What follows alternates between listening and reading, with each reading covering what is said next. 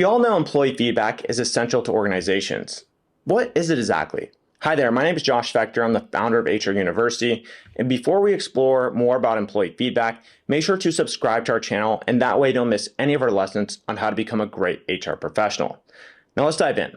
So employee feedback is connecting information and providing feedback to employees. And the goal is to improve overall employee performance. And companies collect employee feedback through surveys, group meetings, interviews, suggestion boxes, and internal communications.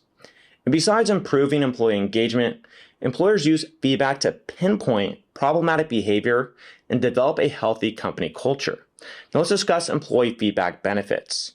According to Zippia, companies that collect employee feedback experience 14.9% lower employee turnover rates, amongst other benefits. But many organizations don't collect real-time feedback, or they do it passively. An average company seeks positive employee feedback, but the reality is that both positive and negative feedback is helpful. And one of the benefits of employee feedback is having better employee engagement across all levels of an organization. According to BetterWorks, companies that gather continuous feedback outperform the competition at a 24% rate. And besides collecting insightful data, you create a culture that improves employee morale, and employees feel safe by having a feedback channel. And knowing that the employer enhances employees' well-being generates a positive attitude and establishes a better employee experience, resulting in rich company branding, value, and organizational stability. And when people are uncomfortable talking about problems, minor issues evolve into huge problems affecting the entire company and employees leaving the organization. And timely feedback saves hours of effort and, more importantly, reduces turnover. And while the employer must deliver on agreed changes, having a regular discussion helps maintain employee happiness that leads to better individual employee and teamwork performance. In addition, feedback conversations encourage positive behavior and thus develop more trust between employers and employees. And the larger the company, the more challenging it is to apply the one-size-fits-all approach. And business outcomes depend on effectiveness. You can't know someone's strengths or weaknesses without a proper employee performance review. It's not just about pinpointing an employee's qualities. According to PwC, 72% of employers under 30 years of age report that they prefer receiving daily or weekly feedback. That means that 72% of this age group aren't sure of what they're doing is right or wrong. They require constructive feedback conversation, not just to perform better, but also to grow. And by giving feedback, you take a future-focused approach to nurture new employees. Furthermore, you make better decisions on who does what. A great example is news outlets. Randomly assigning article topics is far less efficient than knowing employees' interests and assigning tasks accordingly.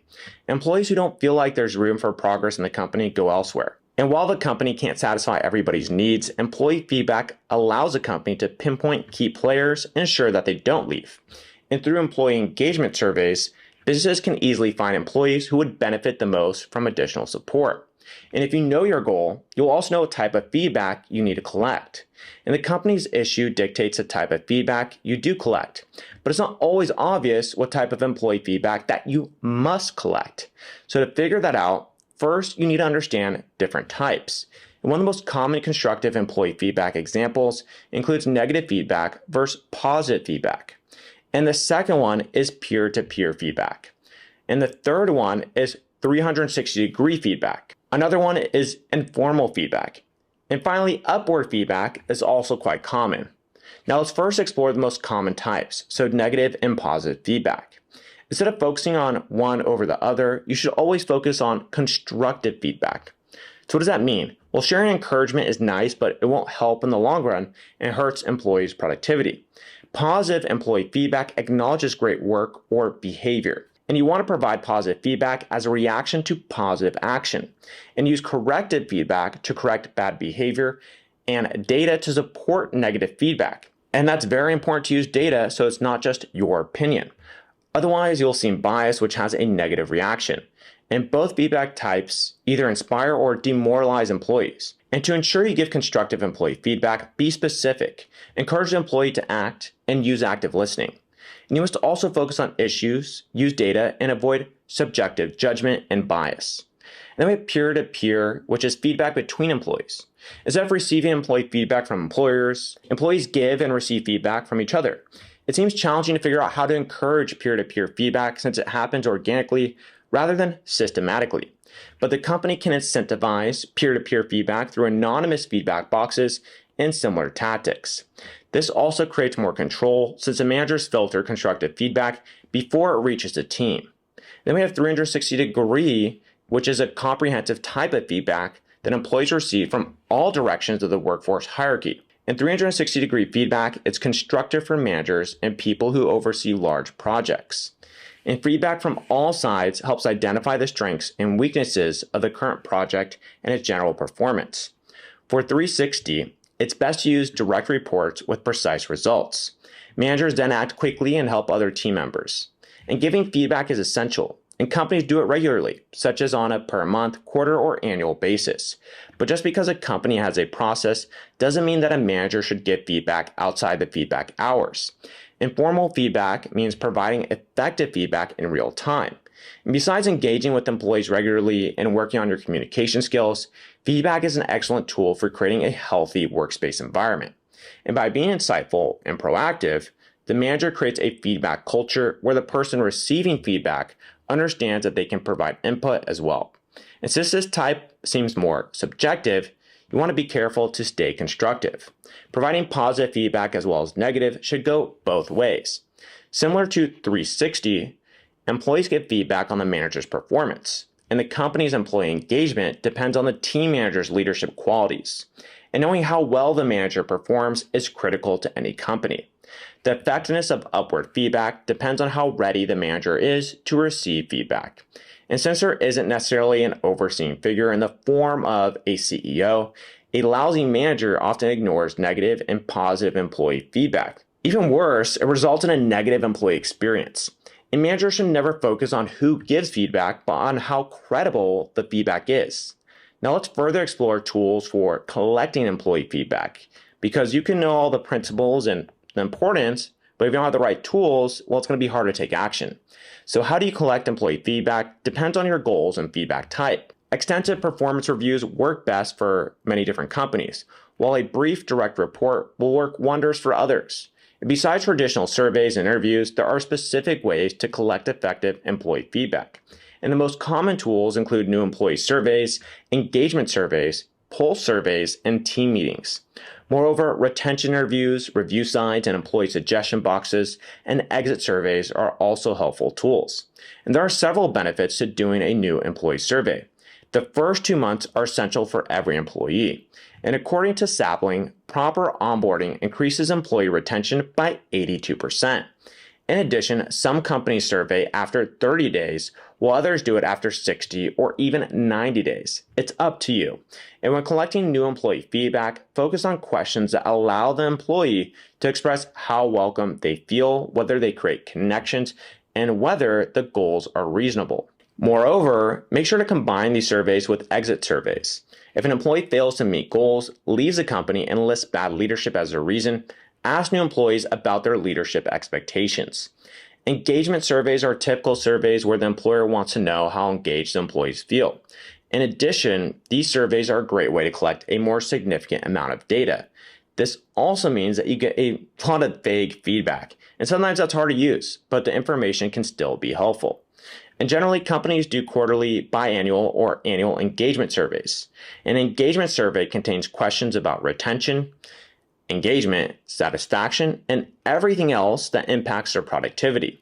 Moreover, these surveys are more formal surveys that all teams need to take. And pulse surveys are great for frequent feedback gathering without overwhelming employees. And pulse surveys are rapid surveys that contain between 3 to 5 questions.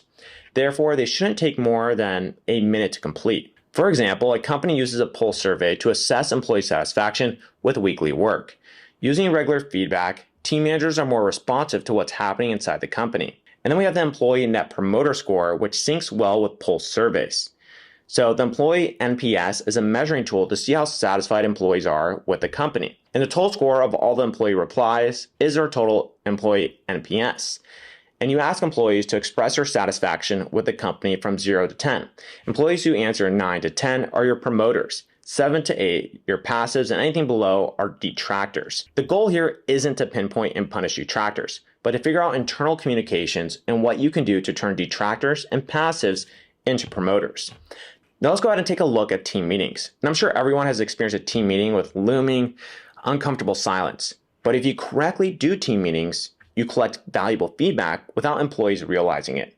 And if you incentivize 1 or 2 employees to speak their minds, another employee will have something to say. And what happens is they depend on the meeting conductor and the topic. Generally, it's better to have team meetings about topics where you're sure the entire team agrees. And that way, you avoid unproductive arguments and find options to make the team happier and more productive. That's not always the case, as you well know, and that requires us to conduct conflict resolution. Now let's go ahead and talk about retention interviews.